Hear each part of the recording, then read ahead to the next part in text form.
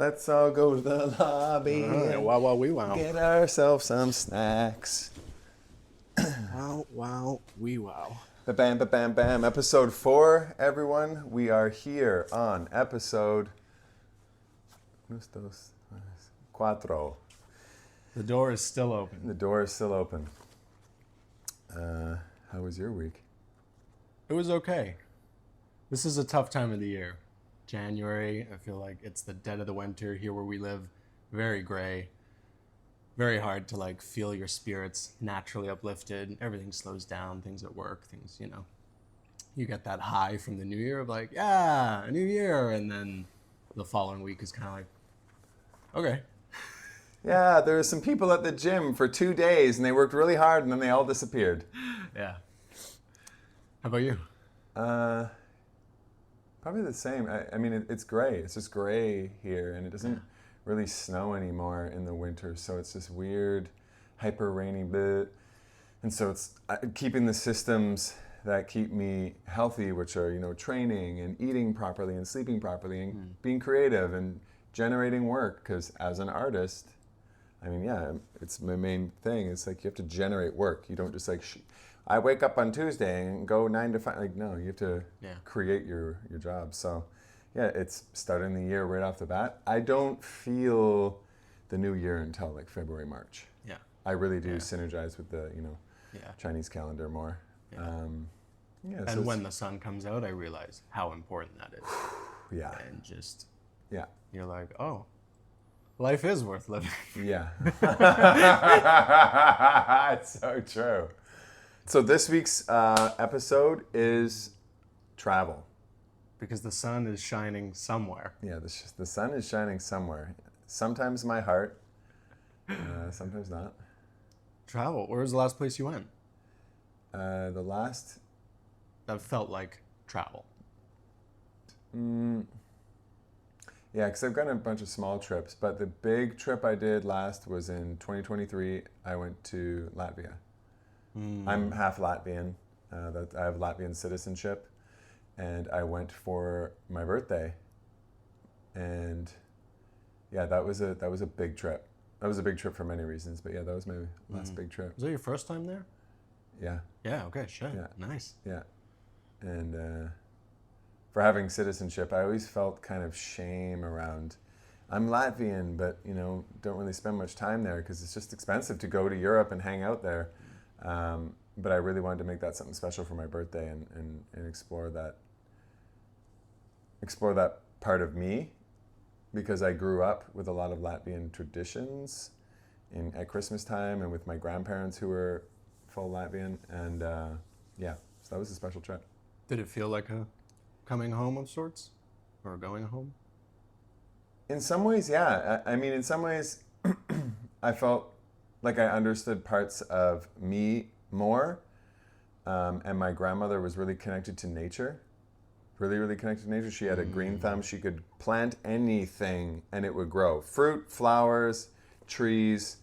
They were masters of agriculture, both my grandma and grandfather. And so when I went there, I really saw the connection to why they had such a connection to nature, because Latvia is just such a beautiful, rich, earthy country. Like there's forests everywhere. There's no mountains like there is here, and they don't have, you know, big.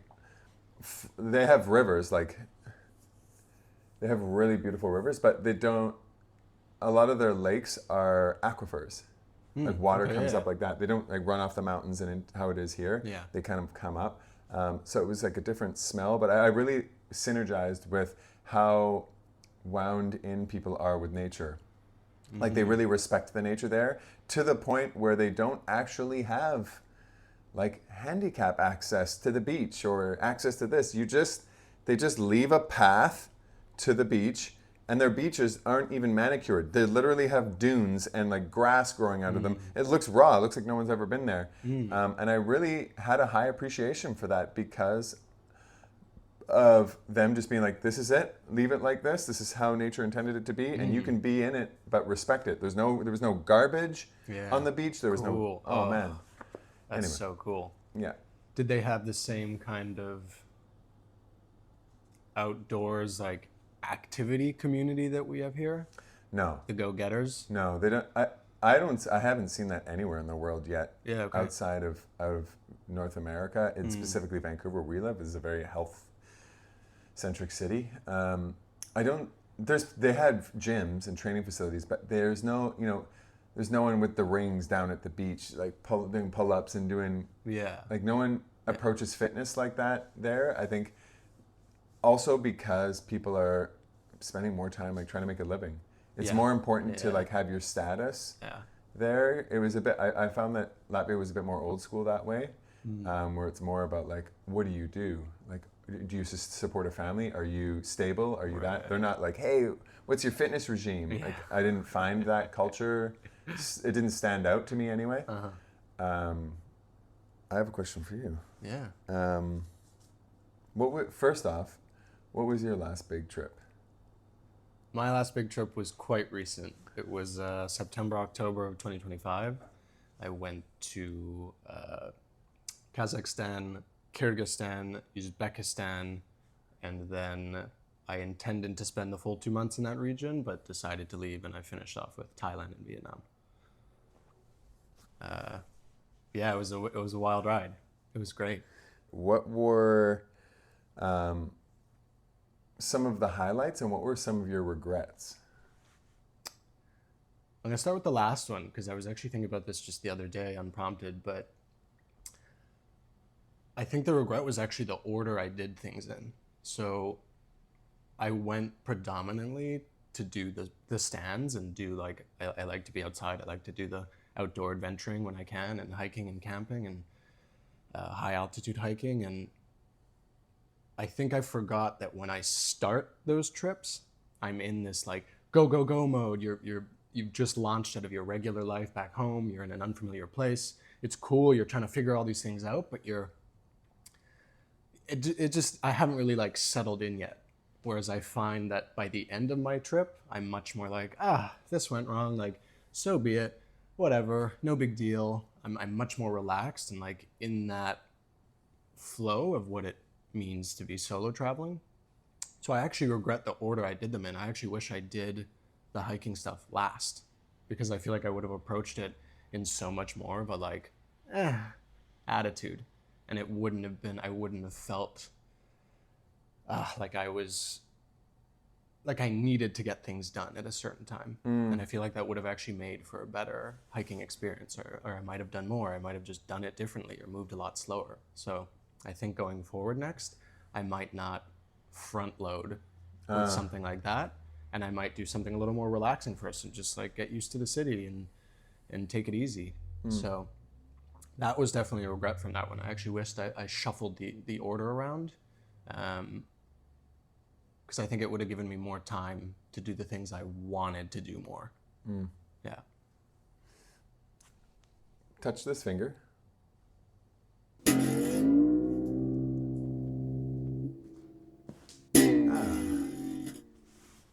So, on that trip, what were some of the biggest challenges, which could have been personal, or it could have been an actual event that happened that kind of shifted how you had to do things? I think one of the biggest challenges was simply just like getting around. I think I underestimated the lack of travel infrastructure in those places. And I would look at maps, I'd be trying to plan things, but I gotta get to this and then I gotta get to the trailhead and do all this stuff. And some of it was just like, I felt like I got so stuck in places because I'd be like, oh, surely I can go there and there might be a bus there. And there would just be like no transportation to the place I needed to go. And everywhere would be like another 10 or 13-hour bus ride. And it wasn't just like a nice one where you can nap or like sit and look out the window. It was like the most violent car rides that I've been on. Like some of the like hard, and I'm like, oh my goodness. Like, and it just made it really frustrating to like, you have that agitation when you travel of being like, okay, well, I'm here to like do things. I'm here to feel like I'm, checking the things off my bucket list, the things I plan to do. But then you're also coming up with being like, I don't know if I'm going to get to do that. And sometimes pivoting is hard. Sometimes you feel, or maybe not you, I'm talking to myself now. I feel almost like embarrassed that I didn't plan as well as I should have. Not that I could have planned perfectly. Something's always gonna happen. It's always gonna go wrong. It's gonna go the way it's meant to go. But yeah, I feel like that was something that was really difficult, was getting stuck in a lot of places and realizing how difficult it would be to get access to a thing or an experience, and then feeling really frustrated with myself and not knowing what to do next. Trying to maximize this experience, being like, feeling like I needed to always go for the thing or be having some sort of like crazy novel experience that I could then relay to people back home and get all the like, wow, Yeah, that's because amazing. there's so many experiences that I've known from your trips and my trips, Yeah. where a lot of times you're just sitting in some podunk cafe, drinking a coffee or having a meal, just going like, what am I doing? Like nothing's happened for 3 days. You've just been sitting around watching stuff happen, going like, what am I going to do next? And wondering. But when you come home and everyone sees the pictures or they see things, they're like, oh my God, you were doing the thing, man. Yeah. They don't realize all the like crazy internal reflections that happens, especially when you're alone traveling. And you realize that even in those shitty moments, there's still like, it'll flicker in and you'll be like, whoa, I'm here. Yeah. Like I'm actually in Kyrgyzstan right now. Yeah. That's like, I would still have those moments and just be like, yeah, you'd be like, oh my God, like, okay, cool. Like, then I can just settle into that moment. Like, that's also part of that experience. Like, just being. Yeah. Yeah. There are peak experiences when you travel, but then there's also like the valley of it all. And then you hit another peak and they all do have their purpose, I think, on when you come back and you spend time just living your life here and the systems here, you look back and you go, oh wow, those lows weren't actually lows. They were parts of reflection, and that was a part of the trip too, to just be in that reflective, like, what am I doing sitting in Kyrgyzstan watching some sheep walk by this door frame? You're just like, ugh. But then that's it. You're like, I'm just sitting in Kyrgyzstan watching some sheep walk by this doorway. Like, exactly. Hey. Exactly. Cool. And that is a cool, novel experience. Yeah. You know what I mean? Like just as much as being in the mountains, waking up to your tent to a sunrise coming over the mountains going, oh my, Yeah. Yeah. No, it was an amazingly difficult trip. I'm glad I went. I'm glad I saw. I did a lot of what I wanted to do. And then I'm also glad that I left the region and chose to do something a little more enriching in a different way. Yeah. Do you find that you like to travel solo more than you like to travel with others? Not the others that you meet on a solo trip, but like bringing someone with you? I think it depends on the trip. Like for these ones where I kind of get down and dirty and I like to do all the camping and stuff like that, like I prefer to do that alone, or at the very least it's like I need to have done that with you before. I need to know that you can like handle yourself outside like that in those stressful situations, being discomfort, pain, cold, wet, all that stuff. So generally I actually like to do those ones alone. But as I get older and I travel, sporadically here and there and the nature of my trips are changing, I do want to do it with people. Eating out alone is really hard. You try like one thing and then you're like, well, I'm full. Yeah. And I would love to sit there with people and share things and, be able to try more things. And yeah, I don't know. So it's a bit of both. Like certain cities, that's why I haven't done a ton of like Europe or even South America. Yeah. Those are places I really want to be with people. And I want to be able to come home or even hop on a call one day and be like, remember that time in Romania? Or Greece, or whatever it is. So it's a bit of both. I have preferred solo trips, and it's also just like that's how life has gone. Like, of course you want your friends to join, and I'm sure we've all had moments, not travel things, where people are like, yeah, I'll commit to that, I'll commit, and then it comes up to it, and everyone's like, that's a lot to ask of people. And I can take 2 months off. Yeah, exactly. And have my job waiting for me when I come back. I'm very privileged in that sense. Yeah. Some people can't do that. Yeah. I was really lucky to find a sublet, so I didn't spend any money on rent. And, it's hard. I do get it. I want people to commit. I want friends to be there, but like everyone's financial situation is different. Work situation is different. Sometimes you just gotta go. And you gotta pull the trigger. Yeah, That's you gotta true. go. If you don't pull the trigger, I have found that I've known a lot of people to have Yeah. regrets in life, to be like, man, I should have just gone. I should have just done. Yeah. It's like when you know you gotta go, you can't wait for anyone. When it calls to you from within, a trip, Yeah. like time rips by seemingly. So it's like you need to follow those things because they're also going to teach you things. They're going to introduce you to people. They're going to introduce you to new opportunities.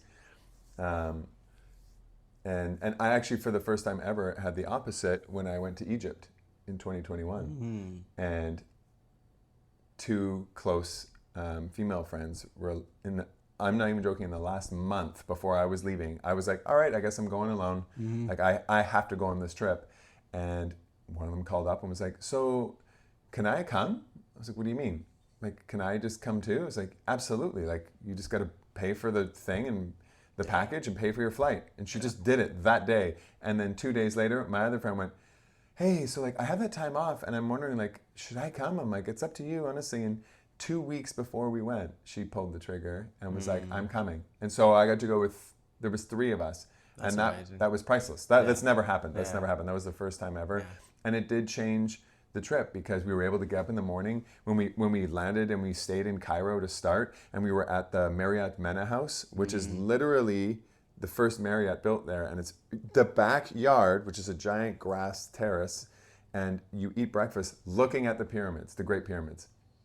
And having that with friends, and we're all eating papayas and olives, and we're just going, oh my God, like, I can't believe we're here. Like, and we're all eating breakfast, just looking at each other like, oh my God. Like, if I was by myself, I would still be having that moment, but it would be a lot more internal, like, I wish someone was here to see this with me. So when I finally had that moment, the triad, oh man. It's just that sliver of familiarity from home. That you're man. like, wow. It shifted because I've had a lot of solo trips too, and that was the first one I really had some really good pals with me. Yeah. And then when we were out seeing the country and doing the stuff, we were able to come back and we'd spend all night talking about the day's trip and eating together, and that was really special. In contrast to when you're alone, and we always do meet people on the way, but it's different when you have that history of being with them with you, because then you have so much more to share and interact on the trip. So going off that was something that I kind of wanted to talk about with this topic, is feeling kind of called to a place. Because that's definitely, again, with the soloness of it versus traveling with people, that's why I haven't been able to wait. I feel like these places, when I find them, and sometimes I have to stoke that flame for a little bit, but they kind of like call to me from afar. Then maybe I start doing research. I look at a map and kind of like sussing it out. And then eventually there'll always be a moment where it's like, come now. This year. Like, now's the time. Yeah. And sometimes it's out of season, sometimes it's in season. But yeah, I've always ended up getting these places that are just like, come hang out. And I'm like, okay, cool. And then you do realize that once you just kind of like book a ticket, it all just, falls into place. And the universe just kind of is like, okay, we're doing this now.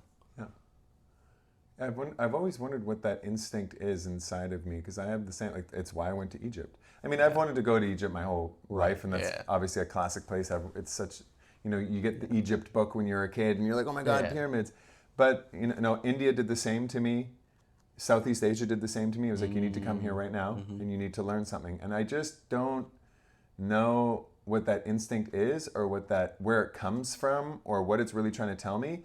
Not only until I'm there, but until after I've gone there and come back. And then it starts to go, oh, look at all these lessons you learned. Look at this thing look at these people that you met back home after you went, because you went. And there's always that interconnectedness of like, what is that instinct? And does everyone have it? Whether they listen to it or not and actually do the trip, does everyone have that? I don't know. You should be commenting on this episode if you have that, because I want to know if others have that instinct to be called to go to a place. Yeah. Kind of like how medicine calls you. It's like, by the way, it's time to follow this path. Yeah. And then how long until you answer the call? Yeah. Like maybe some people get it right away and they book a ticket the next day, or sometimes mine kind of bubble up like a stew. It takes a while to like fully form and be like, yep, that's the place I need to go visit, and like this is the year to make it happen. And sometimes it's frustrating for me because people will be like, well, why? It's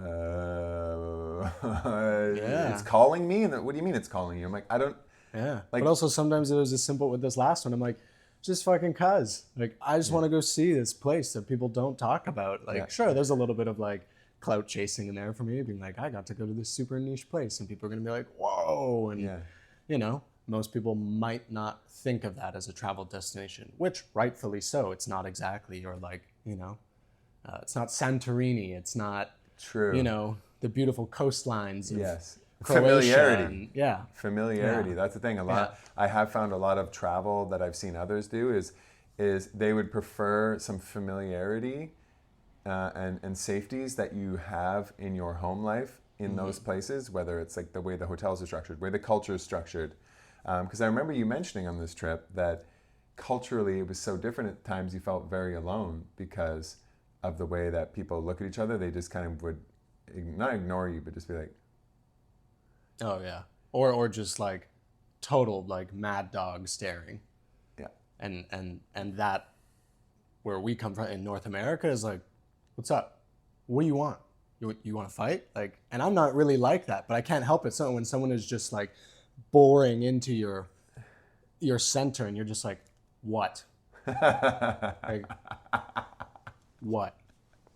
And it's not like then you say hi or something. It was like that when way back when we went to Uganda. Yeah. People would be like that. They would kind of stone face you, and then you'd be like, and immediately, even just a raise of the eyebrow or a little like hello, and they'd be like, hey, and Yes. it would just break. It would completely fall away. Yeah.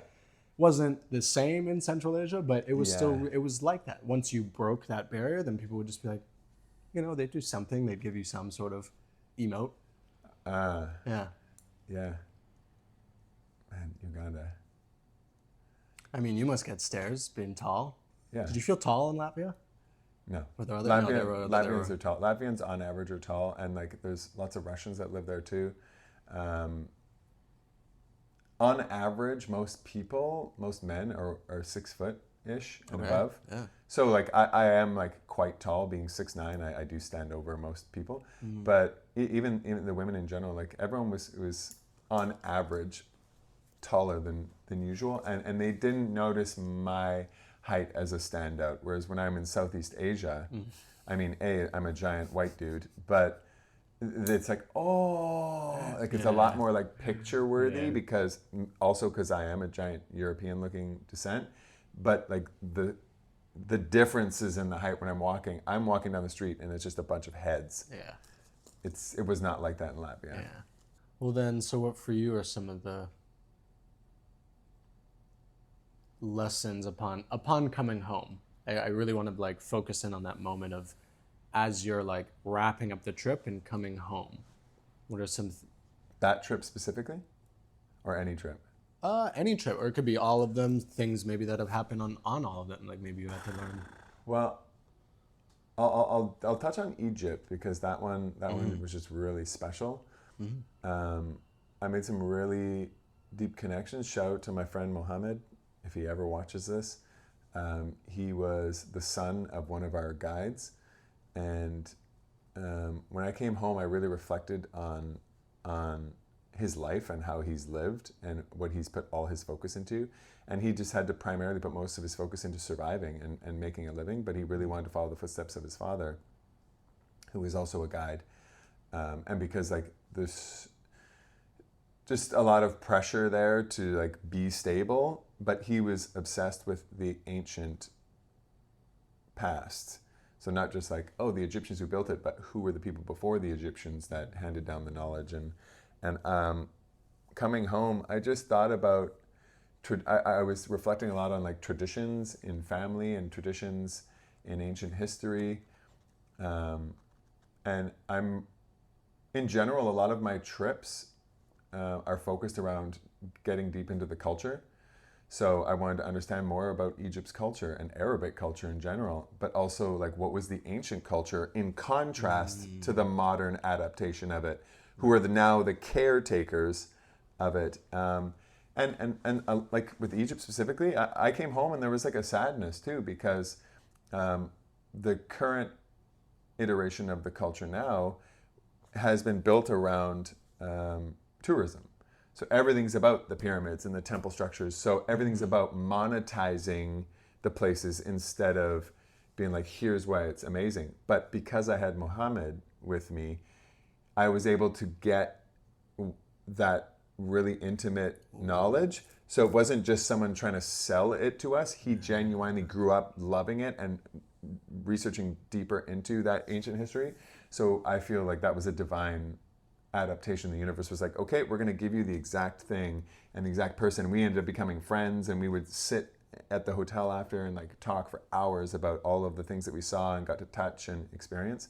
So because I am a huge fan of ancient cultures and what they can teach us now, based on how we can pick apart what they may have been doing then, that's a huge source of my reflective capacity when I come home. Is like, how can I extrapolate what I learned from these people and the culture and the ancient structures, which sometimes is really obscure, because like if I'm at the pyramids or I'm at the Temple of Osiris or I'm at Hathor Temple, like sometimes like, yeah, you can hear all the stories about it, but sometimes there's a knowledge that comes from just putting my hands on the pillar and putting my face against it and holding it and just being like, what is this? Who built this? Why is this here? You know, and then I'll sing. This is a thing that I do when I went to India, when I went to Egypt, wherever I go and there's a temple that has any type of acoustics, I will sing and do like really deep resonance. And that became actually a hilarious part of the Egypt trip. Everyone who was in our group was like, oh, hey, let's get the singer over here. And I would never call myself a singer, but we had a geologist, we had a metaphysicist, we had all these people with specialties, like looking at structures, and I'm like, I just want to sing in the chamber. And all the people would come over and close their eyes and be like, okay, Kyle, can you sing? And I would just be like, yeah. And they'd be like, oh my God, like, and I'm just an experimenter. So I'm like, what does this feel like? What does this sound like? Did people do this? But there was also a crazy thing in Egypt is you're not allowed to do anything spiritual. As in the guards and the people they hire to caretake the places, they don't want, because people come from all over the world to be like, I'm going to go like meditate on the pyramid. Yeah. And so they don't want you to do it, but for a certain price, you can always pay to have things happen. So you can pay the guard to like look the other way and you can go do your thing. And yes, I came home at odds with that. It really kind of like hit my heart to like, oh man, like a lot of these people there don't really, on average, don't give a shit about what it means to have all of these ancient structures. They just want to know if they can get some money to pay for their food or for their kids or for their family and to make a living more than, and that part is always hard. And like, I feel super privileged to be able to go to a place and just be there for the knowledge of the place. But it's always that juxtaposition of coming home and going, oh, look at how it's impacted the culture of the people there. And, you know, whereas like when I went to India, I found a bit more of a balance of like some of the people just, they're in love with their history and their culture. And so like, they're so willing to like share it with you. And there's of course other people who will like try and scam you and do all the little tricks to get the whitey's money. But it was just, on average, I found in India, a lot of people were really stoked on their history, so they really wanted you to experience it and to know about it and to learn about it. Yeah, that was actually big in Kyrgyzstan and Uzbekistan and Kazakhstan. I think that whole region is kind of starting to basically explode overnight because of social media. I think that time in between something is like posted online as being beautiful or worth visiting, and the time it takes people to get the money and go get there is shortening now. But they have a really, like, the Kyrgyz people are really proud of who they are, and they're like reclaiming a lot of that. There's also a ton of like foreign money coming in because somebody's got to fund all the roads and all the hotels and the mountainsides going up that, you know, people are going to stay in. But it was cool to see, you know, their own identity, because that's a region that was sort of former Soviet. There's still heavy like Russian influence. There's Russia coming from the north and then China coming from the east. And yeah, so it was cool to see like quite a strong identity and how many like subgroups there were in different languages. And even me assuming being going there, be like, oh, their language must be similar to Russian, or everyone else speaks Russian. And a lot of people are like, no, we don't. And like, it's actually way more similar to the Turkic languages. Like they all share a family. So I think a lot of the stands in like Turkey, their language is much more similar. It actually has nothing to do with Russian, or maybe not nothing, but much less than I thought. And I thought it was really cool to see a place, even now, going through that resurgence of being like, no, let's like show people our culture. Let's show people, horse meat. It's so true. I mean, this could relate to any of your trips. What kind of relationships, either friendship or romantic, have really stuck out for you that have made an impact, and what that impact might be?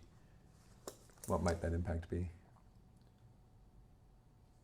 And which I've trip? never really had like a romantic fling traveling, which I feel like has always been tough because I've always prioritized like the hiking stuff. And not that that can't happen there, but I feel it's just sometimes it's so hard to like, you meet other hikers and everyone's on a mission or a different timeline. And it's just hard to like link up with people like that. So, and there was one trip I did where there was a couple like flirty moments, but sometimes the language barrier just got in the way, or like, you're just like I'm leaving tomorrow. Like, how much am I going to pour into this? But there's always really cool friendships along the way. And I think one that stands out actually was, again, on this recent trip, I met someone in Thailand, Jean. If you ever watch this, what's up? Jean from New York. And we had hung out for like a couple days and we just like got along. We were doing some workouts at the park, saw each other going after it and just introduced ourselves. And it was like, all right, cool, there's a vibe here. And then by the end, we finished off at some party, which was a completely average party, but it was my last night in Bangkok. I was like, oh, whatever, I'll come with you. And we got pretty deep. We're talking, walking home. And then out of the blue, he looks at me and he's like, are you happy with yourself? And I was like, not like completely. And he's like, oh man, these 2 days have been great. He's like, you just strike me as someone who like looks at themselves in the mirror at the end of the day and is completely happy with who you are. And I just remember like I burst out laughing because I was all like disheveled at that point. I hadn't shaved in a while. I didn't have a nice haircut. I was just like, sweaty, like trying to be like, do I need to buy more shirts? Like this is, and I'm here with this like beautiful man. Like he's like, 6 foot, shredded, black, from New York, rides a motorcycle, bags tens. Yeah, just the cool guy. You're like, I'm like, dude, I've been trying to keep it together around you. Like, and it was just such a like, from the universe to be like, dude, people like you. Like, it's cool. You can just settle into the mind, like be yourself. And, not everyone's going to love you or like you, but like people do. People want to hang out with you. You'll meet people and it'll be okay. And like, you don't have to do all this, like, he didn't care about your haircut or whatever. And like, to even take that further, it's like some girl might not care about your haircut or your beard or whatever it is. And it was just, I remember walking home that night as if I had been like drinking and partying and whatever. And you have that high and you're just like, oh, wow, like, cool. Yeah. And it was a short friendship. It was 2 days, but we both were like, yo, you made these few days in this city matter. Like if I didn't meet you, I just would have floated through for a couple more days and been like, cool, saw this, moving on. Yeah. But to like have that memory of, it was in Bangkok, to have that memory there now was like dope. Yeah. I had a great time there because of that person, because of the interaction we shared just for a couple days. Exclamation points. Yeah. I love those. Yeah, it was really cool. I've had friendship ones, but because you spoke about friendship, this was not romantic, but it was with a woman. I was in the Andaman Islands, which is off the coast of India in the Bengal Sea, and I had gone to this place called Rathanagar Beach, which is the number 7 most beautiful beach in the world. I went solo, rode my little moped over there, and there was maybe 3 tourists on the beach, and there was a bunch of Indians, and for some reason, Indians don't really like to swim, or they can't swim. They all wear life preservers and they all stand together, and they were all right at the very entrance of the beach. I went way down the beach, and there was one female, and she was kind of standing by herself, and she had a hoop, and she was doing like hoop stuff, and I was like, oh, this is cool. And I had this big stick, and I was just like walking around drawing stuff, and she looked at me and smiled. I didn't say anything, and I walked up, and I drew a big smiley face in the dirt. And she didn't say anything. Then she took another big stick nearby and she drew a turtle. And then I drew a person on the turtle, riding the turtle. And then she drew water below the turtle. And then we made like wind lines and she put like little dots like it was taking a poop. Like it was not a word was spoken. I don't know even why I was doing it, what drew me to do it, but this is just what was happening. And I'm not joking, probably 25 minutes went by of drawing and each taking turns and just smiling and laughing at what each person was drawing. And at the end, she goes, "Hi." And I went, "Hi." Like, now we're talking. Oh, man. And I remember her saying her name, and I can't remember for the life of me now. I feel embarrassed. I'm like, "Where are you from?" She's like, "Israel." And I was like, "Oh." I'm like, "I'm from Canada." And she's like, "Wow." She's like, "This was beautiful." I'm like, "Yeah, this was beautiful. Do you want to watch the sunset with me?" And she said, "Yes." And we just sat down in the drawing and we watched the sun just go. Cool. Without a word spoken. Yeah. And then we ended up both coming back on our mopeds and she ended up being a couple hostels down from me and we met up that night and danced all night. And I think I left to change locations the next day and it was just this brief interaction and I never wanted it to be romantic. I wasn't like, "Oh, she was beautiful," but I just wasn't like, "Oh, I want to get you." Yeah. It was just this little, and it's like those exclamation points. When I think of the Andaman Islands, I think about this one woman who I drew silently in the sand with and had that thing and then we danced all night and that was it. Yeah. And I'll remember that forever. Like I remember some of my most powerful relationships and for that reason alone is why when people ask me about travel, I'm like, this is why you should travel because things happen and moments happen so out of the ordinary of your systematic life that it will shift you inherently and you will change and be a new person when you come home. And this is why. It's because of all these little like pop. And sometimes it happens in a moment where it is like, okay, you get that moment with like the beautiful girl or the cool guy and the cool friend. And other times it's like a weird old person or like I also met like a funny like Korean auntie from Chicago who kept joking about like her friend who had like diarrhea with blood and that was her joke for the whole tour. And I was like, "You're lovely. Like you're amazing. I'm learning so much from you, but you're not doing it in this like, you know." Yeah, it's not trying to be a moment either. Yeah. So I think that's awesome. Yeah. Well, we're kind of at the end here. We are but at I do the want to end. ask you one more question. Yeah, do it. What are a couple places that are starting to whisper to you about? So I'm similar to you is where I've done a lot of solo trips to really expand my horizons. Africa, India, Egypt, Latvia was like coming home. There was like a learning there. Whereas now I really kind of want to see some of the places that a lot of people see, like Greece. I would like to do Greece. I would like to do like Albania and Romania, like places that are kind of in Eastern Europe that are a bit still backdoory and not fully explored. But there hasn't been one place that's like, get here. I really want to do Iceland and I want to do it with someone. This is why I haven't done it yet. I want to rent a van and I want to sleep in the van. I don't care about hotels. I'm going to try and get as much food as possible in the van and just drive around and sleep out in the stars and go and like run into the rivers and like ice bath and like do the hot springs and do that. That's one that really is calling to me, but I want to do that. I really feel like I want to do that with a lover and I don't have one. So what about you? Honestly, right now there's two cities that are kind of like, I feel like I just want to go check out Vienna, Austria. I don't know, just heard cool things. It just feels like a place that might be nice to vibe out for like a week. I really, really want to see Scotland. Oh yeah. I meet a bunch of Scottish people when I travel and I'm always like, it just seems like Edinburgh seems like a really, really cool place to see. Old and moody and wet and rainy and like, Right, you want like a stop, pal. just want to go check it out. And then third actually would probably be, I think Spain is on the horizon. Oh.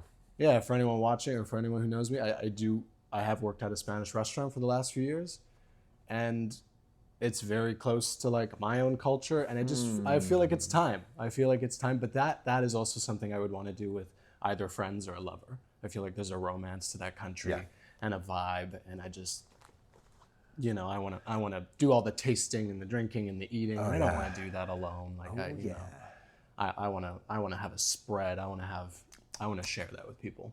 Amazing. And the country is so varied. There's mountainous places, so I can go maybe get my camping fix and my hiking fix.